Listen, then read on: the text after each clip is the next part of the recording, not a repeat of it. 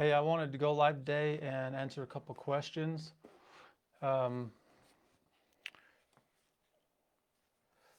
I want to welcome those of you who just recently joined this group.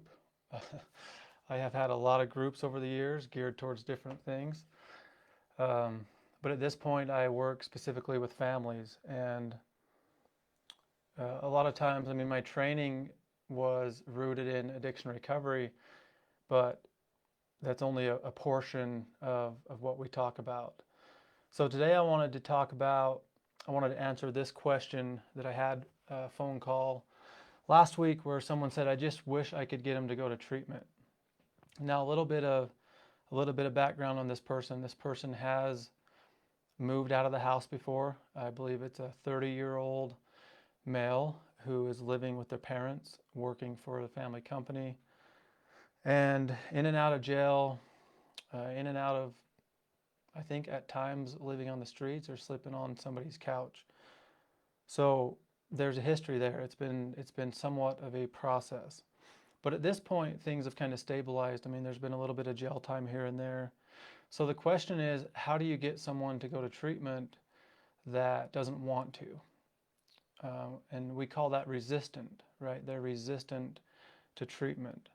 Well, the very first thing is that I do when I come in contact with somebody who is resistant is they automatically feel, if you can imagine the analogy I've heard, they're in a tug of war of power. They feel like they're trying to be forced or told what to do, and they're pulling on this rope. So every time, the parents or the society pulls and says this is what you have to do, they just pull harder. And I don't remember the lady's name, but in the video I watched, she said you have to let go of the rope. And to me, what that means is we have to start to communicate with them from a level of mutual respect. Even though their brains are being affected by this chemical, and at times they're barely able to tie their own shoes, we still have to approach them like we would want to be approached. Just choose any of the weaknesses that we have. And in our own way, if somebody were to approach us like we were a child, or talk down to us, or try to control us, or just put insane amounts of pressure on us to change that thing that we consider, our weaknesses, we would not respond well, right? We would probably, at least me, I'm the kind that if the crowd is going left, I tend to go right. So the first thing is to meet them with some mutual respect. And I know that can be difficult because that also has to come from a place of deeper belief. Um, there's a journey that this person's on, and there's a journey that you're on, and there's a journey that I'm on. And one of the things I've done over the years is I've watched videos of near-death experiences or people who have died and come back. And one of the things that mothers were told, like for example, there was this mother in an operating room that basically died, and she went to the other side, and she was visited by these men and walked around and shown all this stuff, and she was given basically a comfort that her children were on their own path. Now I know that can be difficult, but to meet someone with mutual respect, you kind of have to do some work on yourself first. You got to get to a place within yourself where you really have confidence in what your core beliefs are. Do you believe that there's life after death? Do you believe that there's a benefit to struggle? Do you believe that sacrifice and pain and vulnerability and discomfort can create and breed strong men and strong women that will secure and fortify them for the future? Or do you believe that they're incapable of going through something, and that you have to be there to protect them and to provide for them and to make sure, at least to pretend that you have control over it, even though we know that you don't, right? I've done this in my own life with my own kids at times. So the first thing is start to communicate with them more on a level of, in this situation, if I were to run into this person, if I were to go into this home, I'd say, hey, nice to meet you, man. How are you? Yeah, cool. It's great to meet you. Like, thanks for being here. I wouldn't say anything about their drug use or their struggles or their mental illness.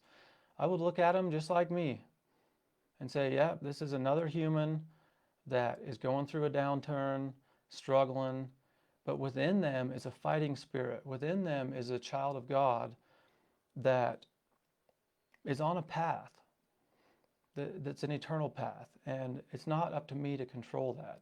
So the first thing would be meet them with somewhere with some mutual respect. Really pay attention to how you're communicating with them. Now, that's not to say that you're going to get that back. It's not to say that they're going to be kind to you and respectful to you, but if you can begin to give them a little bit of space,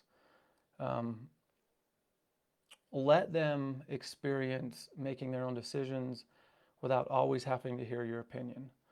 I know it can be frustrating, but it helps them take a little bit more ownership for their lives, okay? The next thing is their strength in numbers. So if you have somebody in your family that you're trying to get to go to treatment, I can almost guarantee you that it's an unorganized effort.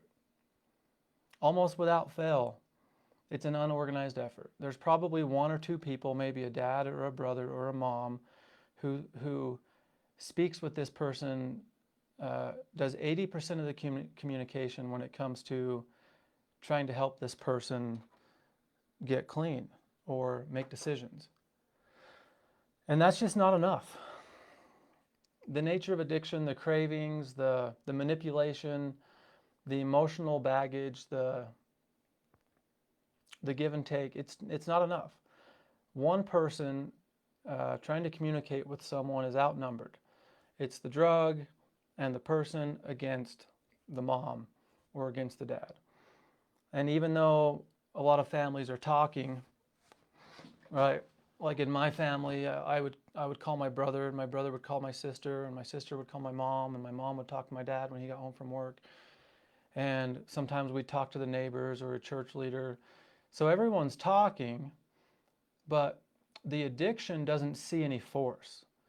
The addicted brain that's making all of its decisions based on the moment, getting that fix, getting relief from the anxiety and the guilt and the shame from everything they've done, that brain needs to be challenged. It needs to be given some resistance of its own from time to time. That's different than like the intervention model that you might see on TV, the Johnson model, where everybody gets together and sabotages this person and lies to them and then forces them to go to treatment. This is completely opposite than that. This is more of a conversation. But instead of having a conversation with one or two people where one's basically telling the other what you should do and or listening and getting manipulated and controlled, given the emotional rant of the day, whatever it might be, this is more of a conversation where it's like, hey, grandma is going to come and see us, and a couple of your siblings are going to come and talk to us. And we might even get some help from someone like Randy or from somebody else, maybe a leader in the family that people just respect. And start to have these conversations with 3 or 4 or 5 people instead of one. That right there is a huge difference. A huge difference.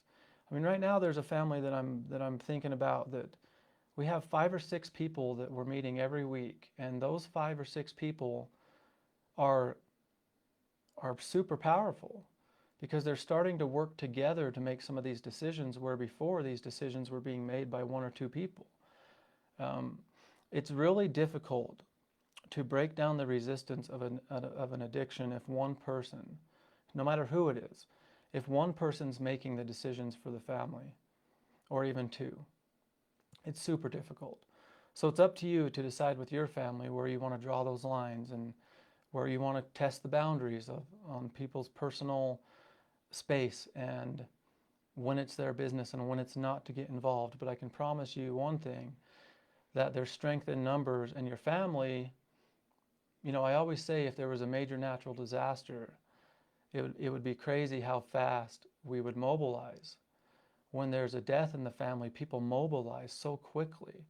When there's an inheritance, people suddenly come together and are interested. But when it comes to addiction, people approach it too casually. They just kind of, tiptoe around it and try to delegate it to treatment facilities or to therapists or counselors, when at some point others in the family need to start looking at it themselves and looking in the mirror and saying, what am I doing? How am I contributing? And if the other people in the family will start to get together and to meet and to work on themselves, learn about what are the correct principles that drive someone to recovery.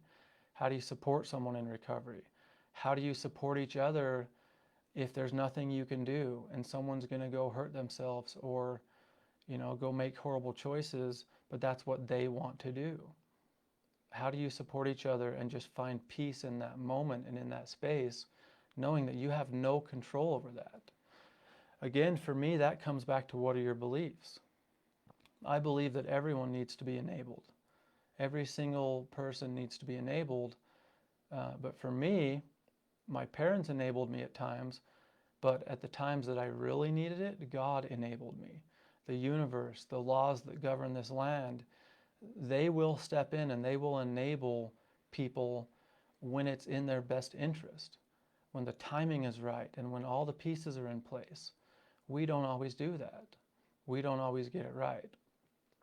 So that's the second thing, is there's strength in numbers. You're probably not including enough people. You got to break those social norms. You got to make it a little bit awkward and just be open and transparent about it. You don't have to lie to them. You don't have to hide. You don't have to have hidden agendas. You just basically start a discussion with, hey, we're concerned. We want you to go to treatment. We're tired of this. We're tired of that. But we also know that you're concerned and that you're tired of a couple things. So as a family, what can we do? And just stay engaged in the dialogue. So that would be the third thing would be, stay engaged in the dialogue. If you do those three things, if you respect them, let them have some space, let them make some of their own choices.